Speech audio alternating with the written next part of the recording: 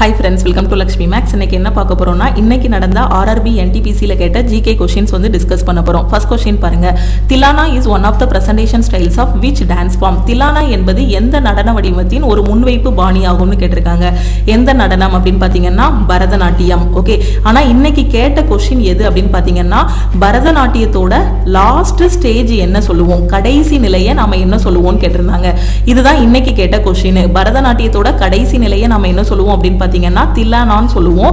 அடுத்த ஷிஃப்ட் போறவங்களுக்கு क्वेश्चन எப்படி கேட்பாங்க அப்படினு பாத்தீங்கன்னா tillana is one of the presentation styles of which dance ஃபார்ம்னு கேட்பாங்க. ஆப்ஷன்ல பரதநாட்டியம், கதகளி, கதக்னு இருக்கும். சோ நீங்க பரதநாட்டியம் வந்து சூஸ் பண்ணணும். பரதநாட்டியத்துல நிறைய ஸ்டேஜஸ் வந்து இருக்கு. ஒன்னு வந்து ஜாதீஸ்வரம், இன்னொன்னு சப்தம், வர்ணம், பதம், ஜாவாலி அப்படின்னு சொல்லுவோம். Okay.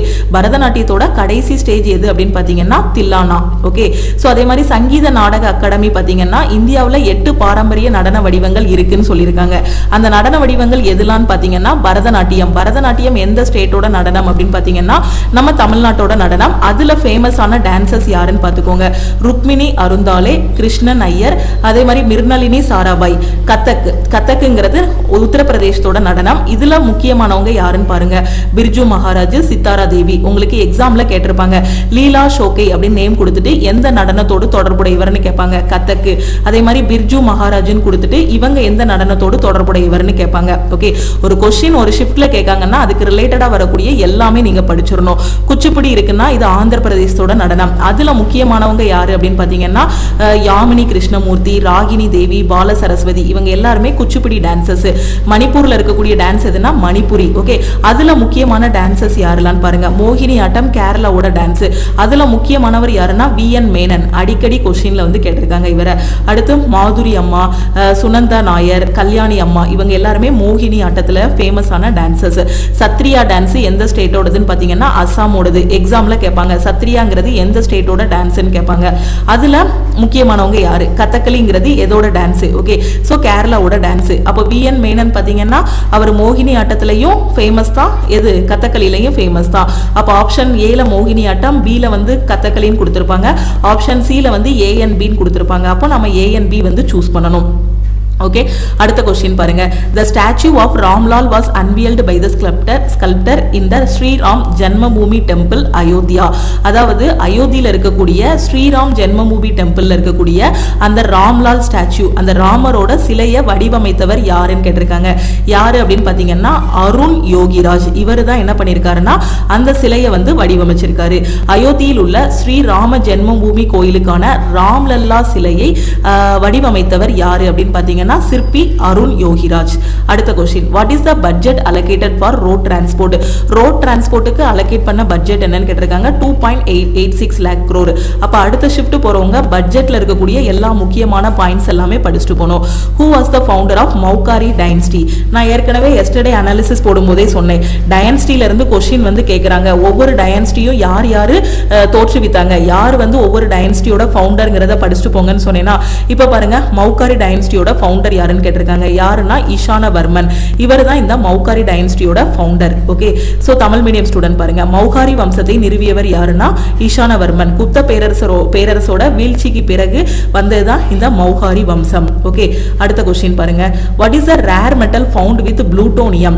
The rare metal. Okay. So ஒரு rare metal எது அப்படின்னு பாத்தீங்கன்னா இந்த plutonium 244. இது வந்து ரொம்ப ரேரா கிடைக்கக்கூடியது. எங்க இருந்து கிடைக்கும்னு கேட்டிருக்காங்க. கடலோட ஆழத்துல கிடைக்கக்கூடியது. Okay. So deep sea crust samples from the Pacific Ocean. Okay. உங்களுக்கு இன்னைக்கு எக்ஸாம்ல இருந்தது என்னன்னா அண்டர் த sea surface வந்து ஆப்ஷன்ல இருந்துச்சு. பட் ஸ்பெசிபிக்கா சொல்ல போனோம் அப்படின்னா பசிபிக் கடலோட அடியில கிடைக்கக்கூடியதான் எது அப்படின்னு பாத்தீங்கன்னா ஒரு ஆழத்துல கிடைக்கக்கூடியதான் எதுனா இந்த plutonium 244. plutonium 244 ரொம்ப அரிதாக கிடைக்கக்கூடியது. அது எங்க இருந்து கிடைக்கும்னு கேட்டிருக்காங்க. So under the sea surface கடலோட ஆழத்துல கிடைக்கக்கூடியது. ஓகே. குறிப்பா சொல்ல போனா பசிபிக் பெருங்கடலோட ஆழத்துல கிடைக்கக்கூடியது. அடுத்து பாருங்க சவுண்ட் வேவ்ங்கிறது என்னன்னு கேட்டிருக்காங்க. ஒலி அலைங்கிறது என்னன்னு கேட்டிருக்காங்க. ஒலி அலைங்கிறது ஒரு நெட்டலை, அதாவது லாங்கிடியூட்னல் வேவ்ஸ்னு சொல்லுவோம். அதே மாதிரி நீங்க வந்து எது பாத்துக்கணும், லைட் வேவ்னா என்னன்னு பாத்துக்கணும். அடுத்த ஷிஃப்ட் போறவங்க. அடுத்த क्वेश्चन பாருங்க. The prohibition of human trafficking. So இந்த क्वेश्चन ஆல்ரெடி நம்மளோட ஆல் இன் ஒன் கோர்ஸ்ல ஹிஸ்டரியில நாம டிஸ்கஸ் பண்ணதா. The prohibition of history of polity ல நாம வந்து டிஸ்கஸ் பண்ணது. Human trafficking has been laid under dash in the Indian constitution. மனித கடத்தல் தடைங்கிறது இந்திய அரசியலமைப்புல எந்த ஆர்டிக்கிளுக்கு கீழே வரும்னு கேட்டிருக்காங்க. ஸோ எது அப்படின்னு பார்த்தீங்கன்னா ஆர்டிக்கிள் 23. ஓகே, அதே மாதிரி ஆர்டிக்கிள் 24ங்கிறது பார்த்தீங்கன்னா 14 வயசுக்கு கீழே இருக்க குழந்தைகளை ஒரு சுரங்கங்கள்லையோ அதே மாதிரி பெரிய தொழிற்சாலைகள்லையோ வேலைக்கு அமர்த்தக்கூடாது. Okay, what is the rank of India among 180 countries? நான் ப்ரீவியஸ் ஷிஃப்ட்லேயே சொல்லியிருந்தேன் ரேங்க் அண்ட் இண்டெக்ஸஸ் வந்து படிச்சுட்டு போங்கன்ட்டு. ஸோ 180 கண்ட்ரீஸில் இந்தியாவோட ரேங்க் என்னன்னு கேட்டிருக்காங்க. எதுலன்னா வேர்ல்டு ப்ரெஸ் ஃப்ரீடம் இண்டெக்ஸில். வேர்ல்டு ப்ரெஸ் ஃப்ரீடம் இண்டெக்ஸில் மொத்தம் 180 கண்ட்ரியில் இந்தியாவோட ரேங்க் என்னன்னு கேட்டிருக்காங்க. இந்தியாவோட ரேங்க் என்ன அப்படின்னு பார்த்தீங்கன்னா 151. ஜூன் 5ல் ஒரு ரேங்க் அண்ட் இண்டெக்ஸ் வந்து கேட்டிருந்தாங்க. என்னது? கிளைமேட் சேஞ்ச் பெர்ஃபார்மன்ஸ் இண்டெக்ஸ்னு. அதில் வந்து பார்த்தீங்கன்னா இந்தியாவோட ரேங்க் என்னன்னு கேட்டிருந்தாங்க. டோட்டலாக எத்தனை கண்ட்ரி இது பண்ணாங்கன்னு கேட்டிருந்தாங்க. அதுக்கடுத்து ஒரு ஷிஃப்ட்ல பாத்தீங்க அப்படின்னா என்ன கொஸ்டின் கேட்டிருந்தாங்க, டாப்ல எந்த கண்ட்ரி வந்தாங்கன்னு கேட்டிருந்தாங்க. ஃபர்ஸ்ட் 3 பிளேஸ்லயுமே எந்த கண்ட்ரியுமே வரல. அதாவது எதுல? கிளைமேட் சேஞ்ச் பெர்ஃபார்மன்ஸ் இண்டெக்ஸ்ல. அதுல இந்தியாவோட பிளேஸ் வந்து 10th இருந்துச்சு. அப்படிதானே? இந்தியா வந்து 10th பிளேஸ்ல இருந்தது. 4th பிளேஸ்ல வந்து டென்மார்க் இருந்துச்சு. டென்மார்க்கு அடுத்து ஸ்வீடன் வந்து இருந்துச்சு. அப்படிதானே? சோ இப்போ என்ன கேட்டிருக்காங்கன்னா அதே ரேங்க் அண்ட் இண்டெக்ஸ் தான், ஆனா வேற இதுல இருக்கக்கூடிய rank and index world press freedom இண்டெக்ஸ்ல இந்தியாவோட ரேங்க் என்னன்னு கேட்டிருக்காங்க 151. டோட்டல் கண்ட்ரிஸ் என்னன்னா 180. அடுத்த ஷிஃப்ட் போறவங்களுக்கு எப்படி கேட்கலாம்னா டோட்டல் கண்ட்ரிஸ் எத்தனைன்னு கேட்கலாம், இல்லனா டாப் கண்ட்ரி எதுன்னு கேட்கலாம். அப்போ வேர்ல்டு பிரஸ் ஃப்ரீடம் இண்டெக்ஸ்ல டாப் கண்ட்ரி எது அப்படின்னு பாத்தீங்கன்னா நார்வே தான் டாப் கண்ட்ரி. தமிழ் மீடியம் பாருங்க. உலக பத்திரிகை சுதந்திர குறியீட்டில் எல்லைகளற்ற செய்தியாளர்கள் பட்டியலில் 180 நாடுகளில் இந்தியா எந்த இடத்தில் உள்ளது? இந்தியா வந்து 151வது இடத்துல இருக்கு. நார்வே வந்து டாப்ல இருக்கு. டோட்டல் கண்ட்ரிஸ் எத்தனைனா 180 நாடுகள். அடுத்து பாருங்க. சோ இந்த கொஸ்டின் வந்து ஜூன் 5ல கேட்ட கொஸ்டின். அப்படிதானே? இன் which province தக்தி பாஹி located? அதாவது தத் ஐ பாஹி இது வந்து எங்க இருக்குன்னு கேட்டிருக்காங்க. சோ இது என்னதுன்னு கேட்டிருந்தாங்க. அப்படிதானே? ஜூன் 5ல இதே கொஸ்டின் தான் கேட்டிருந்தாங்க. நம்ம அனாலிசிஸ் வீடியோல கூட நான் எக்ஸ்பிளைன் பண்ணியிருந்தேன். பார்க்கலன்னா அந்த வீடியோவை பாருங்க. சோ தத் ஐ பாஹிங்கிறது வந்து ஒரு புத்த மடாலயம். இது எங்க இருக்கு அப்படின்னு பாத்தீங்கன்னா பாகிஸ்தான்ல இருக்கு. இதே கொஸ்டின் அகைன் ஜூன் 10ல கேட்டிருக்காங்க. பாருங்க, ஜூன் 5ல கேட்ட அதே கொஸ்டினை ஜூன் 10ல கேட்டிருக்காங்க. தத் ஐ பாஹிங்கிறது ஒரு புத்த மடாலயம். இது எங்க இருக்குன்னா பாகிஸ்தான்ல இருக்கு. அடுத்த கொஸ்டின் பாருங்க. சோ தத் இ பாஹி என்பது பாகிஸ்தான்ல இருக்கக்கூடிய ஒரு புத்த மடாலயம். ஓகேவா? இந்த கொஸ்டின் பாருங்க. Where is the Utkal coast located? Utkal coast வந்து எங்க இருக்குன்னு கேட்டிருக்காங்க. உட்கல் கடற்கரை எங்க இருக்கு அப்படின்னு பாத்தீங்கன்னா ஒடிஷால இருக்கு. ஈஸ்டர்ன் ஒடிஷா ஸ்டேட்ல இருக்கு. உட்கல் கடற்கரை வந்து ஒடிசா மாநிலத்துல இருக்கு. What is a shortcut key saving MS power point? வேர்டா இருக்கட்டும், பவர் பாயிண்டா இருக்கட்டும், நம்ம வந்து சேவ் பண்றதுக்கு என்ன யூஸ் பண்ணுவோம்? ஃபைல்ல போய் சேவ் கொடுப்போம். அப்படி இல்லைன்னா கீபோர்ட்லேயே Ctrl+S வந்து பிரஸ் பண்ணோம் அப்படின்னா நமக்கு வந்து நம்மளோட ஃபைல் வந்து என்ன ஆகிரும்? சேவ் ஆகிரும். பவர் பாயிண்ட்ல நம்ம பண்ணோம் அப்படின்னா நம்மளோட பவர் பாயிண்ட் வந்து என்ன ஆகிரும்? பிபிடி வந்து சேவ் ஆகிரும். ஓகேவா? ஸோ சேவ் பண்றதுக்கான ஷார்ட்கட் கீ என்னன்னு கேட்டிருக்காங்க. கம்ப்யூட்டர் பொறுத்த வரைக்கும் முக்கியமான ஷார்ட்கட் கீ அண்ட் அப்ரிவேஷன் வந்து படிச்சுட்டு போங்க. இந்த கொஸ்டின்ல பாருங்க. the state most affected by the retreating monsoon. Okay, இதுதான் இன்னைக்கு கேட்ட கொஸ்டின். சோ retreating மான்சூனால வடகிழக்கு பருவமழையால அஃபெக்ட் ஆகக்கூடிய ஸ்டேட் எதுன்னு கேட்டிருக்காங்க. எது அப்படின்னு பாத்தீங்கன்னா தமிழ்நாடு. ஓகே, பின்வாங்கும் பருவமழைன்னு சொல்லுவாங்க, இல்லனா வடகிழக்கு பருவமழைன்னு சொல்லுவாங்க. அதுல அதிகம் பாதிக்கப்பட்ட மாநிலம் எது அப்படின்னு பாத்தீங்கன்னா தமிழ்நாடு. ஓகே, அடுத்த கொஸ்டின் பாருங்க. what is responsible for the chemical transmission of messages between cells?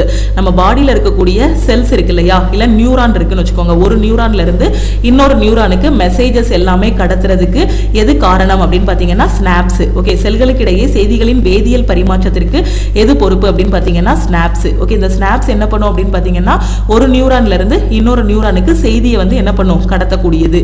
அடுத்து பாருங்க. Idea of Lokpal is taken from. லோக்பால்ங்கிறது நம்ம வந்து எங்க இருந்து எடுத்தோம் அப்படின்னு கேட்டிருக்காங்க.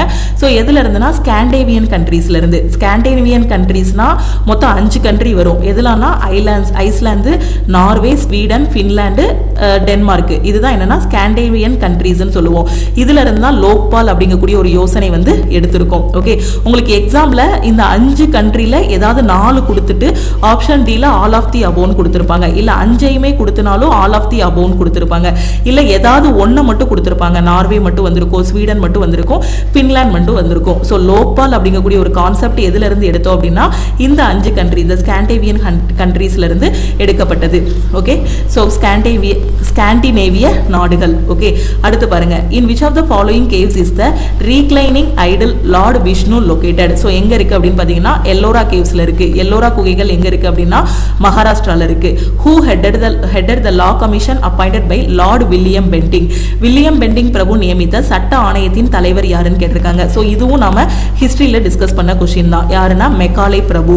What was the theme of 8th Indian Ocean Conference held in Muscat, Oman from 16 to 17 February 2025? நம்ம கரண்ட் அஃபேருக்கான PDF கோர்ஸ்ல நாம வந்து கொடுத்துருக்கோம் அப்படிதானே. February 2025 ஓட கரண்ட் அஃபேர் பாத்தீங்கன்னா இருந்திருக்கும். அதோட தீம், அதாவது தீம் என்னன்னு கேட்டிருக்காங்க. அப்போ அடுத்த ஷிஃப்ட் போறவங்களுக்கு என்ன கேட்கலாம்னா எத்தனாவது கான்ஃபரன்ஸ்னு கேட்பாங்க. So 8th Indian ocean conference. Okay, 16 to 17 பிப்ரவரியில நடந்த இந்தியன் ஓசன் கான்ஃபரன்ஸ் வந்து எத்தனாவது அப்படின்னு அடுத்த ஷிஃப்ட்ல கேட்பாங்க. ஸோ 8வது. இந்த ஷிஃப்ட்ல கேட்டிருக்கிறது என்னன்னா அதோட தீம் என்னன்னு கேட்டிருக்காங்க. Voyage to New Horizons of Maritime Partnership. இதுதான் அதோட தீம். அடுத்து பாருங்க, கண்ட்ரோல் பி யோட ஷார்ட்கட் என்னன்னு கேட்டிருக்காங்க. கண்ட்ரோல் பி அப்படிங்கிறது என்னது? ஒரு டாக்குமெண்ட் இருக்கு அப்படின்னா அதை நாம பிரிண்ட் பண்றதுக்கு என்ன பண்ணலாம்? ஃபைல்ல போய் பிரிண்ட் கொடுக்கலாம். அப்படி இல்லைன்னா டைரக்டா கீபோர்ட்ல கண்ட்ரோலையும் பியையும் பிரஸ் பண்ணோம் அப்படின்னா அது வந்து என்ன ஆகும்? பிரிண்ட் இதுக்கு போகும் அப்படிதானே.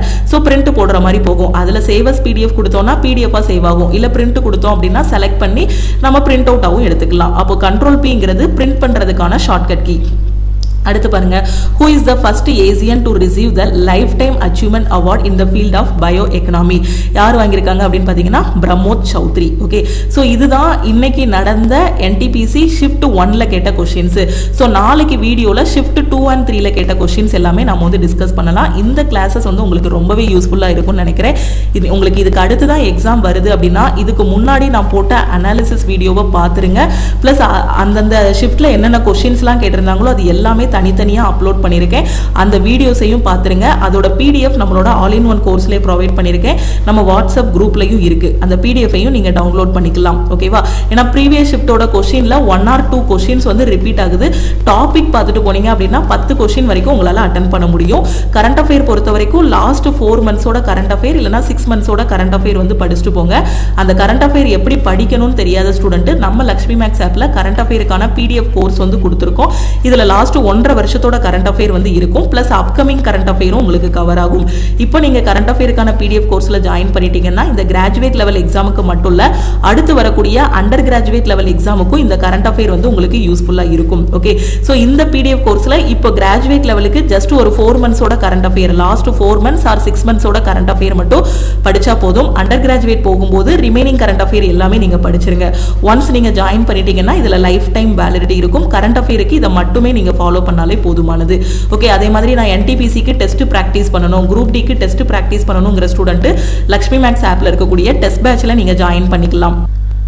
ஸோ குரூப் டியோட டெஸ்ட் பேட்ச், NTPCயோட டெஸ்ட் பேட்ச், கரண்ட் அஃபேருக்கான PDF கோர்ஸில் ஜாயின் பண்ணுறீங்க அப்படின்னா இதோட ஃபீஸ் வந்து உங்களுக்கு 499 லைஃப் டைம் வேலிடிட்டி இருக்கும். இதில் எப்படி ஜாயின் பண்ணுறது அப்படின்னா இதுதான் நம்ம டீமோட வாட்ஸ்அப் நம்பர். இந்த நம்பரை லக்ஷ்மி மேக்ஸ்ன்னு சேவ் பண்ணிவிட்டு இந்த நம்பருக்கு கரண்ட் அஃபேர் ஜாயின் பண்ணால் I want CA மெசேஜ் பண்ணுங்கள், டெஸ்ட் ஜாயின் பண்ணால் I want டெஸ்ட்னு மெசேஜ் பண்ணுங்கள், NTPC டெஸ்ட்னா NTPC டெஸ்ட், குரூப் டி டெஸ்ட்னா குரூப் டி டெஸ்ட்னு மெசேஜ் பண்ணுங்கள்.